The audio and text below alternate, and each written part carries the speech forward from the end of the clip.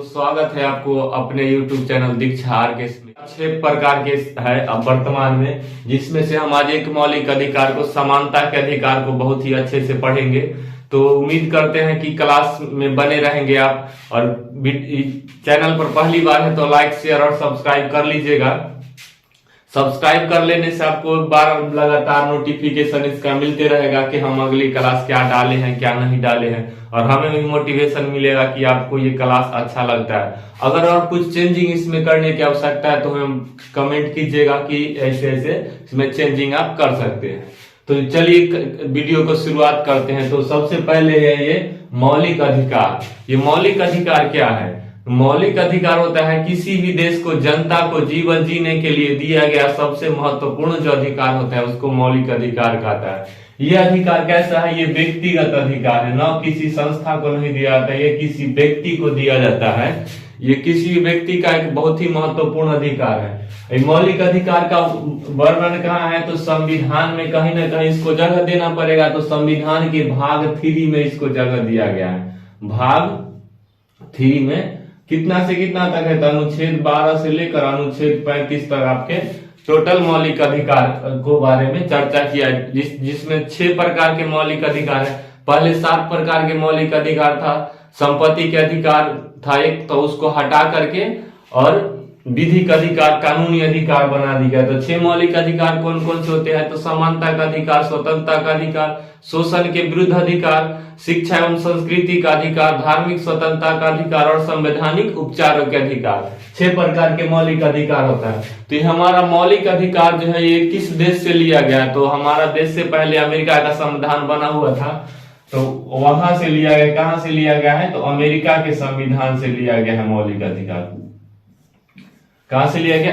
America के संविधान से मौलिक अधिकार लिया गया है। तो इसमें चर्चा क्या है? तो मौलिक अधिकार के पहला अनुच्छेद जो है आपका अनुच्छेद 12, जिसमें मौलिक अधिकार की परिभाषा के बारे में बताया गया है कि मौलिक अधिकार जनता को किस प्रकार से मिलेगा। इस अधिकार पर कोई भी राज्य सरकार अगर कानून बनाती है तो इस चीज का ध्यान रखेगी कि जनता के मौलिक अधिकार का हनन नहीं हो। इस चीज को ध्यान रखते हुए वो कानून बनाएगी। और अगर संसद भी कानून बनाती है तो संविधान, देखिए संविधान लागू हो गया, संविधान हो गया लागू, और संविधान लागू होने से पहले कोई कानून था या बाद में कोई कानून था। तो कोई भी कानून अगर बनता है तो वो मौलिक अधिकार को हनन नहीं हो। अगर बाद में भी कोई कानून बनता है तो मौलिक अधिकार का हनन नहीं करे, इस चीज का ध्यान रखा गया है। उसके बाद अगला में है, कहता है कि अल्पीकरण। अनुच्छेद 13 में है अल्पीकरण, मतलब छोटा करना, सूक्ष्म करना मौलिक अधिकार। छोटा करने का मतलब है कि मौलिक अधिकार आपका 6 तरह के मौलिक अधिकार है, जिसमें से आपका मौलिक अधिकार है तो अन्य जनता का भी मौलिक अधिकार है। अब आपके मौलिक अधिकार है स्वतंत्रता का अधिकार। तो इसका मतलब ये नहीं है कि आप कहीं भी घूमिएगा, किसी के यहाँ चल जाइएगा तो कहीं भी नहीं घूम सकते हैं। मतलब एक एग्जैक्ट जगह पे ऐसा घूमना है कि दूसरे के मौलिक अधिकार को हानि न पहुंचे। मतलब है इसका कि अगर आपके मौलिक अधिकार से किसी भी व्यक्ति या जनता, किसी भी व्यक्ति का मौलिक अधिकार का हनन हो तो उस स्थिति में आपके मौलिक अधिकार को क्या किया जाएगा? सीमित किया जा सकता है। जैसे कि आपको घूमने का अधिकार है तो किसी के घर में नहीं घुस जाइएगा बेवजह, ऐसे नहीं आप घूम सकते हैं। इसी तरह से इसमें अगर ऐसा अधिकार आप कीजिएगा तो आपको संविधान क्या करेगा?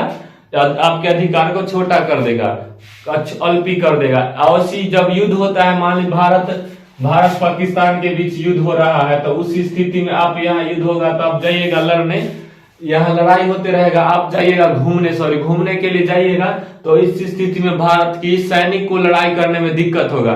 तो उस सिचुएशन में आपके मौलिक अधिकार को अल्पीकरण मतलब छोटा किया जाता है, उस समय स्वतंत्रता का अधिकार हटा दिया जाता है। तो इस प्रकार से ये समझ गया कि अल्पीकरण क्या होता है। अब इसके बाद है संविधान में जो 6 प्रकार के अधिकार है, उसमें प्रथम अधिकार है आपका समानता का अधिकार। समानता मतलब जनता को, सब जनता एक समान है। इस समानता का अधिकार है कि कोई भी छोटा बड़ा, जाति धर्म लिंग किसी भी चीज के आधार पर छोटा बड़ा नहीं है, उस सबको एक समान संविधान में माना गया कि भारत में ऑल पीपुल क्या है? इक्वल है कॉन्स्टिट्यूशन के, सभी लोग क्या है? एक समान है। तो इसमें समानता का अधिकार जो है आपके अनुच्छेद 14 से 18 तक इसके बारे में वर्णन किया गया है कि कैसे किया जाएगा कि यहाँ के जनता जो है सब एक समान होंगे। तो इसमें पहला है अनुच्छेद 14 में कहता है कि विधि के समक्ष समानता। विधि मतलब हो गया कानून। कानून के समक्ष समानता की मतलब हुआ कि कानून के सामने सब एक समान है। जैसे आप देखते हैं कि न्यायालय में जो न्याय करने वाला इसे बाएं हाथ में तराजू लिए रहता है, आंख पर पट्टी बांधे रहता है। पट्टी बांधने का मतलब यह है कि सामने कौन है, गरीब है, अमीर है, निम्न वर्ग है कि उच्च वर्ग है, कोई भी व्यक्ति है वो सब एक समान है। वो कानून के नजर में सब एक समान है, चाहे उपराष्ट्रपति हो गए चाहे मजदूर हो, सबके लिए कानून एक समान है। जो गलती करेगा उसको सजा मिलेगा। इसीलिए कानून में क्या न्याय का जो मूर्ति है उसमें लिख लिया गया है कि आंख पर पट्टी दिया गया है कि उसको ये नहीं दिखेगा कि ये कौन कास्ट है, ऊंचा है कि कौन पद है कि नीचा है, क्या है वो नहीं दिखेगा। कानून सीधा दिखेगा कि कानून जो कह रहा है उसके हिसाब से काम होगा। तो कानून के सामने सभी एक समान है। वो किस में अनुच्छेद में कहा गया है? तो अनुच्छेद 14 में कहा गया है कि विधि के समक्ष समानता। तो ये लिया कहा गया से, तो ब्रिटेन के संविधान से लिया गया है। ये आपके ब्रिटेन के संविधान में इसी प्रकार का वहां भी समानता है कि सभी नागरिक जो है जनता वो कानून के सामने एक समान है। जबकि वही अमेरिका में ऐसा नहीं है। अमेरिका में है कि अमेरिका ये मानता है कि कोई व्यक्ति का उम्र है जिसका 5 साल है, किसी का हो गया 20 साल है, तो ये दोनों व्यक्ति पर एक जैसा कानून लागू होगा? नहीं होगा लागू। तो इसीलिए वहां के संविधान में ये जो 5 साल का है और जो 20 साल का है इसके लिए इसको रिलैक्सेशन दिया जाता है थोड़ा, कि ये इसके सामने जो कानून जो बनेगा तो थोड़ा हल्का कानून बनेगा, इसको संरक्षण देगा। इस तरह का कानून कहाँ है? तो आपके ब्रिटेन में है, अमेरिका में है। और भारत में भी ज्यादातर 80% इसी तरह का फॉलो होता है कि कोई 60 साल का बुजुर्ग है, कोई 10 साल का है, तो दोनों पर एक समान नहीं लागू हो सकता है। तो जो 10 साल का है, जो 60 साल का, इस प्रकार जो बुजुर्ग व्यक्ति भी है, जो ज्यादा बुजुर्ग हो जाते हैं, उनके लिए जो कानून है वो बिल्कुल निम्न स्तर से लागू किया जाता है। उसके बाद अगला कह रहा है अनुच्छेद 15 में कहता है कि धर्म, जाति, लिंग के आधार पर कोई किसी भी तरह का भेदभाव नहीं कर सकते हो। भेदभाव को क्या कहा गया? अवैध। धर्म मतलब हो गया किसी धर्म में, जैसे कोई हिंदू में है पैदा, कोई मुस्लिम में हुआ, कोई सिख, ईसाई, किसी भी धर्म का हो, धर्म के नाम पर कोई भी व्यक्ति में आप असमानता नहीं कर सकते हैं। ये संविधान के अनुच्छेद 15 में स्पष्ट रूप से कहा गया है। वही है कि कह रहा है कि जाति के आधार पर कोई निम्न जाति का है, कोई उच्च जाति का है, या कोई किसी भी जाति का, आप जाति के आधार पर कोई भी व्यक्ति को भेदभाव नहीं कर सकता। अगर आप भेदभाव कीजिएगा तो आप संविधान के खिलाफ है, तो आप पर कानूनी प्रक्रिया होगी। इसके लिए कानून भी बनाया गया है कि अगर कोई व्यक्ति अनुच्छेद 15 के तहत अगर किसी भी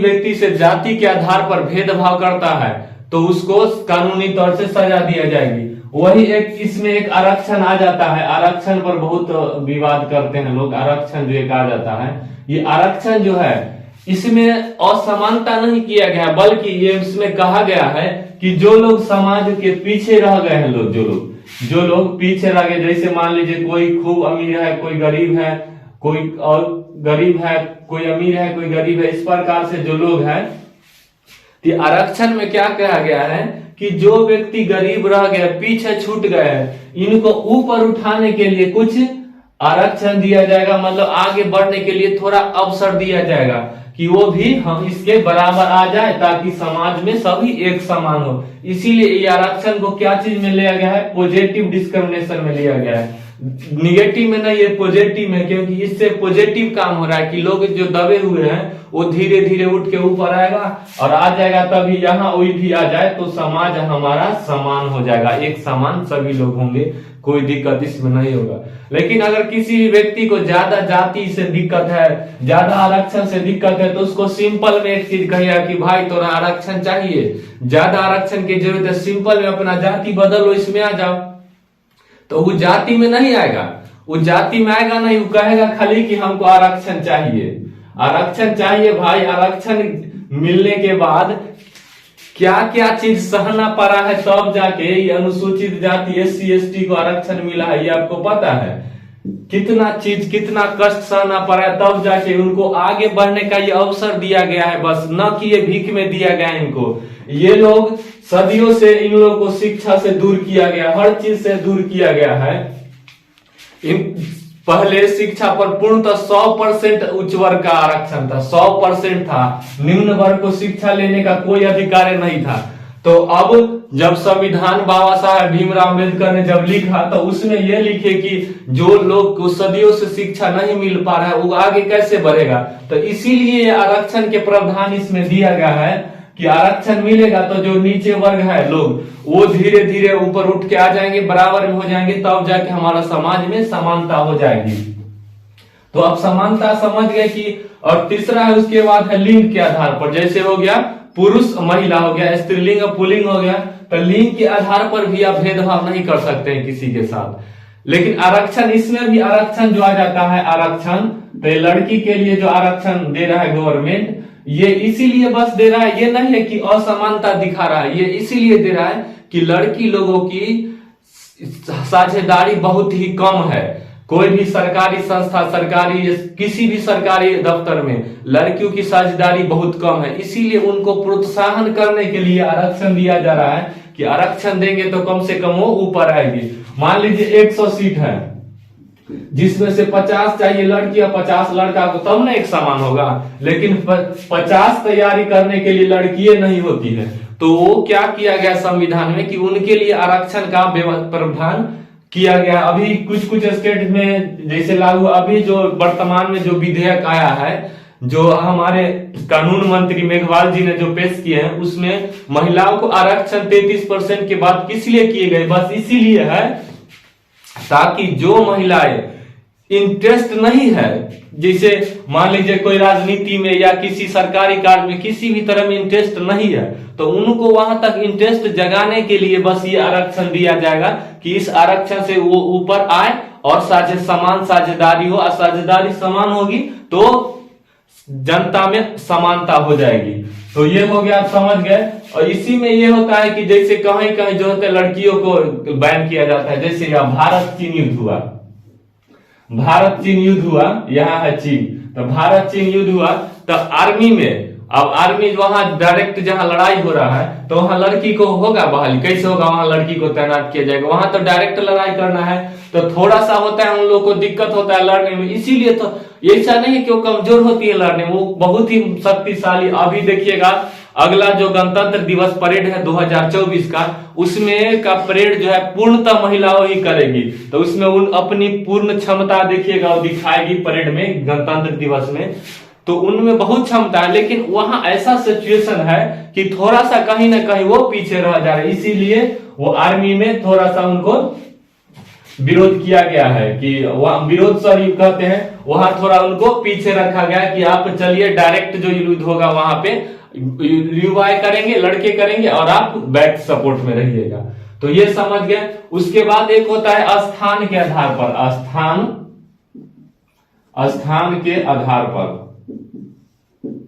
कि आप स्थान के आधार पर किसी भी व्यक्ति से भेदभाव नहीं कर सकते हैं। स्थान के मतलब क्या हुआ कि किसी का जन्म बिहार में हुआ और किसी का महाराष्ट्र में जन्म हुआ, तो बिहार और महाराष्ट्र में जन्म स्थान के आधार पर भेदभाव कहीं कहीं देखने को मिलता है। ये कहता है कि जैसे अभी तमिलनाडु में देखे थे बिहारियों को भगाया जा रहा था, तो वो हो गया स्थान के आधार पर कि उस व्यक्ति सिर्फ बिहार में जन्म लिया लेकिन काम तो तमिलनाडु में कर रहा है, वहां की सरकार के लिए कर रहा है, वहां की जनता, वहां हर चीज डेवलपमेंट अगर काम वहां करते हैं बिहार के आदमी, बिहार के व्यक्ति अगर तमिलनाडु में काम करे तो तमिलनाडु का इनकम बढ़ेगा, तो काम तो वहां के लिए कर रहे, लेकिन इसका जन्म सिर्फ बिहार में हुआ है, इसीलिए इसके साथ भेदभाव किया जा रहा है। कहीं कहीं कहा जाता है कि बिहारी हो, क्या हो, फन्ना हो, तो ये जो है बिहारी वाला जो भेदभाव है, ये हो गया आपके स्थान के आधार पर भेदभाव। तो ऐसा भेदभाव हम नहीं कर सकते, कानूनी पूर्णतः संविधान के अनुच्छेद 15 में। अगला है आपके वंश के आधार पर आप भेदभाव नहीं कर सकते हैं। किसके आधार पर? वंश के आधार पर। तो ये जो सिंधिया राजघराना था, ये उसका एक बहुत ही अच्छा उदाहरण है कि आप इससे वंश के आधार पर कैसे भेदभाव नहीं कर सकते। तो सिंधिया राजघराना क्या था, तो अभी जो ज्योतिरादित्य सिंधिया है, इनका परिवार जो पहले था, तो वो लोग क्या किए थे कि अंग्रेजों के सहायता दिए थे कि अंग्रेजों को देश जब गुलाम था या स्वतंत्रता का संघर्ष हुआ उस समय में ये लोग अंग्रेजों का साथ दिए थे। लेकिन संविधान बनने के बाद इसमें स्पष्ट रूप से कहा गया कि किसी भी व्यक्ति के साथ आप वंश के आधार पर भेदभाव नहीं कर सकते हैं। तो ये समझ गया कि वंश, कोई भी वंश में जन्म लेगा उसके आधार पर आप भेदभाव से नहीं कर सकते हैं। अगला है अनुच्छेद 16 में कहता है कि सरकारी नौकरी में, या इसी को कहता है दूसरे शब्द में अवसर की समानता। कोई भी सरकारी नौकरी जो होगा उसमें सभी को समान अधिकार होगा। जैसे समान अधिकार के मतलब पुरुष और स्त्री दोनों का अधिकार क्या होगा, समान होगा। वही आरक्षण के इसमें बात आ जाती है। आरक्षण के जो चक्कर है वो सबसे मेन चक्कर आपका आरक्षण का इसी में है कि सरकारी नौकरी में जो आरक्षण दे रहा है गवर्नमेंट, वो इसी में लेकर के है। तो ये कह रहा है कि किसी भी सरकारी नौकरी में सभी को एक समान अवसर दिया जाएगा, एक समान सब कुछ दिया जाएगा। तो उसमें पुरुष और स्त्री पर कोई भेदभाव नहीं किया जाएगा। तो लेकिन स्त्री को आरक्षण क्यों दिया जा रहा है, क्योंकि उनको प्रोत्साहन करने के लिए कि वो इसमें आए, इंटरेस्ट ले, सरकारी नौकरी में ज्यादा से ज्यादा वो लोग भी अपना अधिकार ले और बहाल हो, समान रूप से आए। वही आरक्षण है जो पॉजिटिव है, पॉजिटिव डिस्क्रिमिनेशन है। इसमें कह रहा है कि उस व्यक्ति को आरक्षण दो जो समाज में पीछे छूट गया है, जो बहुत दिनों से पीछे वाले व्यक्ति को प्रोत्साहित किया जाता है आरक्षण देके कि आप ऊपर आइए। तो जो भी वंचित वर्ग थे, जिनको बहुत दिनों से अधिकार नहीं मिला था, सोसाइटी में, संविधान में आगे बढ़ने का अवसर नहीं मिला था, तो उन लोग के लिए आरक्षण दिया जा रहा है। अगला है आपका 17 में कहता है, अनुच्छेद 17 में अस्पृश्यता का अंत। इसी को दूसरा शब्द में आप ऐसे कहता है कि छुआछूत का अंत। क्या है? छुआछूत का अंत। छुआछूत का अंत मतलब है कि किसी को जाति, धर्म, लिंग या इस चीज के आधार पर आप छुआछूत नहीं कर सकते। ऐसा नहीं छुआछूत कर सकते कि ये दूसरा जात का है, ये निम्न जात का है, इसके साथ नहीं उठना बैठना है, नहीं खाना पीना, ये सब हो गया छुआछूत।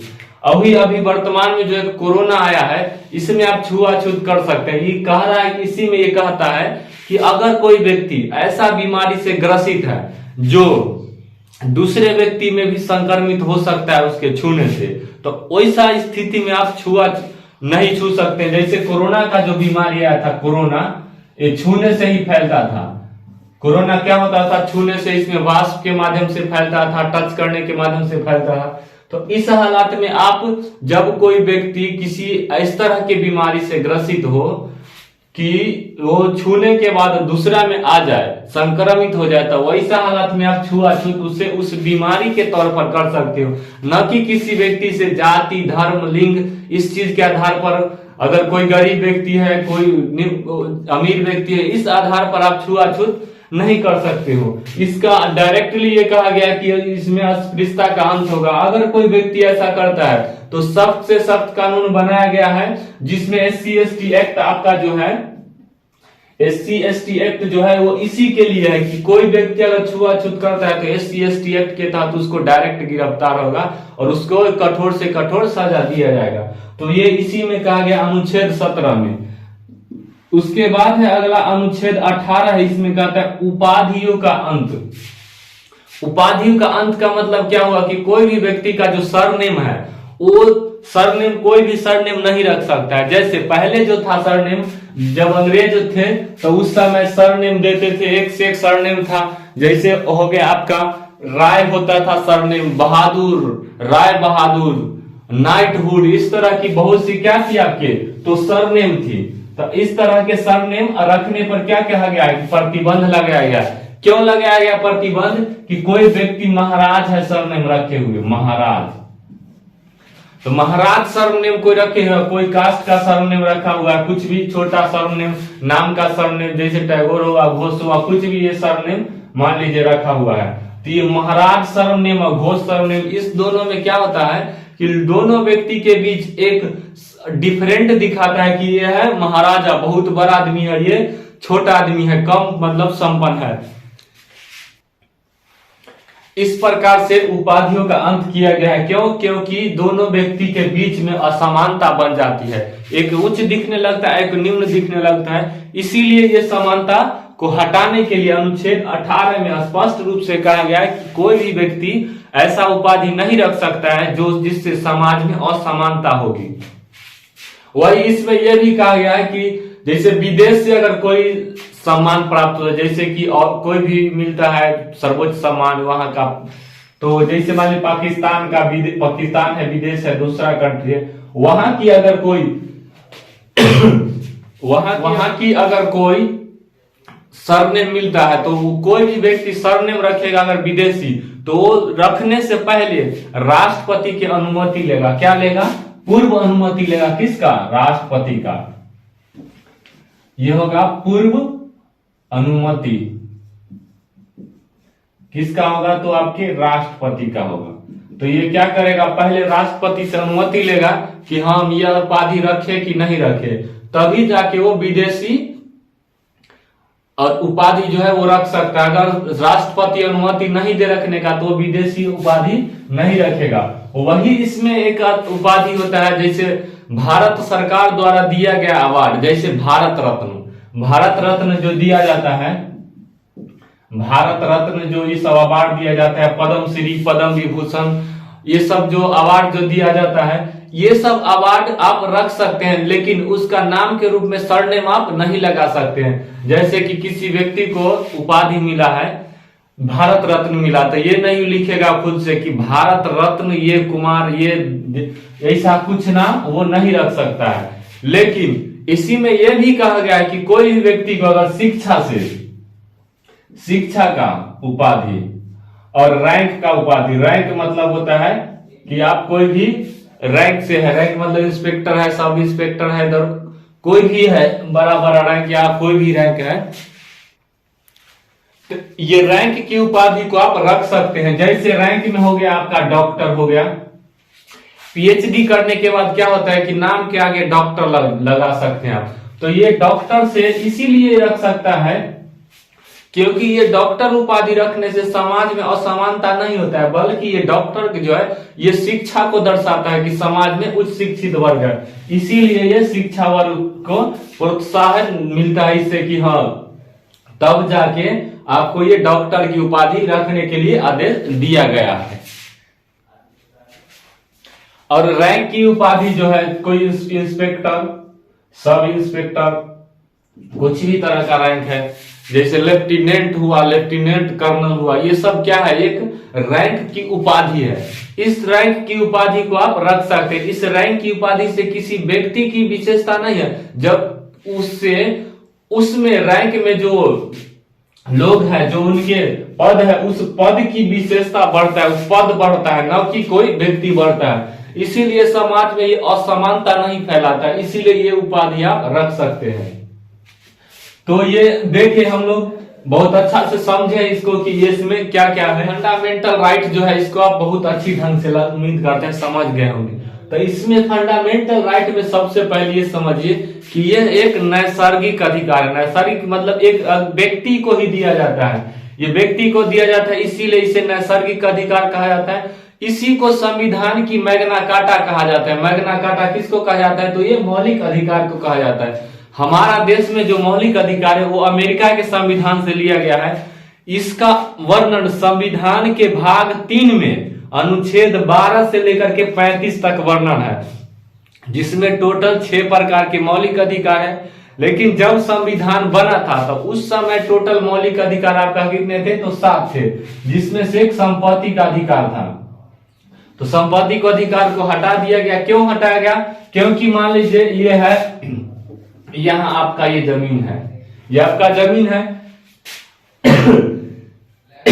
सॉरी, यहां से कोई रास्ता हाईवे आ रही है, यहां इधर क्लियर है हाईवे। अब यहां आपका जमीन है, आपका मौलिक अधिकार ये रहेगा कि संपत्ति का अधिकार, तो आप तो जमीन गवर्नमेंट को नहीं दे सकते हैं, तो इससे तो रास्ता बाधित हो जाएगा। आप कहिए कि नहीं, ये मेरा मौलिक अधिकार, हम अपना जमीन नहीं देंगे, सड़क बना अपना जमीन। ये क्या होगा कि मौलिक अधिकार, अगर संपत्ति के अधिकार रहेगा संविधान में, तो उसकी सुरक्षा जो है वो सुप्रीम कोर्ट करती है और हाई कोर्ट करती है।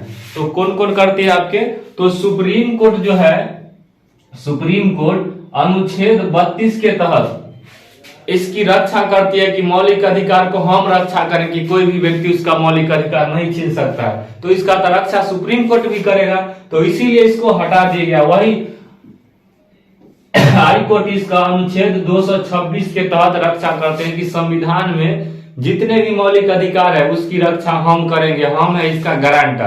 तो गारंटर इसका कौन बनता है, तो सुप्रीम कोर्ट और हाई कोर्ट बनता है। वही अनुच्छेद 13 में कहा गया है कि अल्पीकरण के बारे में कि कोई भी व्यक्ति का अधिकार है, ठीक है, बहुत है आपका अधिकार, घूमने का अधिकार है, बोलने का अधिकार है, तो बोलने का अधिकार है, किसी को आप गाली दे दीजिएगा, गाली आप नहीं दे सकते हैं। तो इस स्थिति में आपको क्या किया है कि आपके अधिकार को अल्पीकरण किया गया है। और 14 नंबर पे है कि विधि के समक्ष समानता, मतलब कानून के सामने सभी व्यक्ति एक समान होंगे, सभी को एक ही जैसा जो भी नियम होगा उसके अनुकूल सजा दिया जाएगा। इसमें कहा गया है एक चीज और, कहता है कि जैसे संविधान ये बना, तो संविधान बना, तो संविधान के बनने से पहले कोई कानून था, बनने के बाद भी कोई कानून है। संविधान जब बना हुआ है तो अभी मान लीजिए 2023 है, 2023 है, तो 2023 में कोई कानून बना हुआ है, कोई व्यक्ति गलती करता है, जैसे 2023 में कानून मान लीजिए बना हुआ है कि शराब अवैध है, इस पर 5 साल की सजा दिया जाएगा। चलिए पकड़े जाने पर मान के चलते हैं संविधान को एक तरह से कि 5 साल की सजा दिया जाएगा।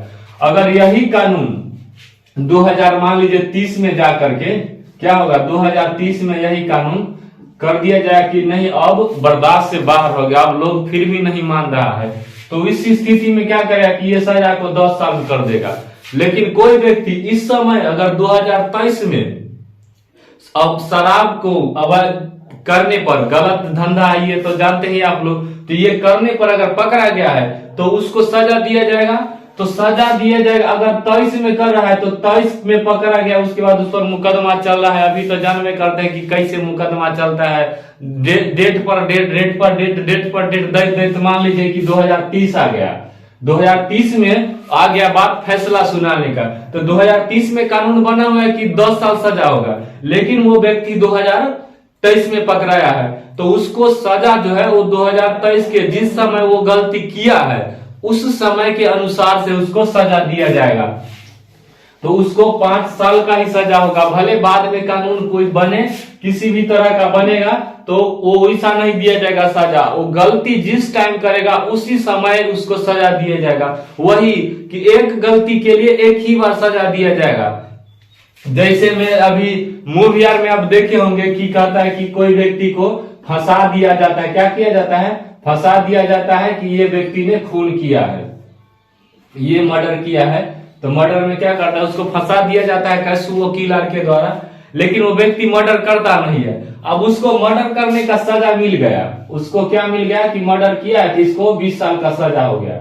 तो 20 साल का जब सजा हो गया तो ये जिस व्यक्ति का मर्डर किया वो तो मर्डर किया था नहीं, लेकिन वो व्यक्ति क्या है, जिंदा है, वो व्यक्ति जिंदा है और इसको सजा मिल चुका है उसका मर्डर करने का। लेकिन जब वो व्यक्ति जेल से निकलेगा और इसको अगर वो मर्डर कर देता है तो उसको मर्डर करने पर दोबारा उसको सजा नहीं मिलेगा।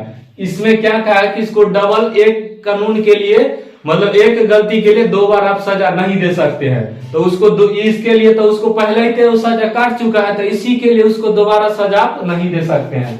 ऐसा कहा गया कि इसमें विधि के समक्ष समानता में। उसके बाद धर्म, जाति, लिंग के आधार पर किसी से भेदभाव नहीं कर सकते हैं, वंश के आधार पर भी नहीं कर सकते, स्थान के किसी भी जगह जाना हुआ उसका उस स्थान के आधार पर नहीं कीजिएगा। सरकारी नौकरी में समानता रहेगी कि सबको एक समान अवसर दिया जाएगा। इसी को आप लिखेगा, एग्जाम में पूछेगा कि इनमें से कौन सा अनुच्छेद अवसर की समानता को दर्शाता है, तो अनुच्छेद 16 दर्शाता है। वही अनुच्छेद 17 कहता है कि अस्पृश्यता का मतलब छुआछूत काम करेगा, कोई भी व्यक्ति अगर छुआछूत को करता है तो उसको उस पर सख्त से सख्त सजा दिया जाएगा। इसी को रोकने के लिए SC/ST एक्ट लाया गया है।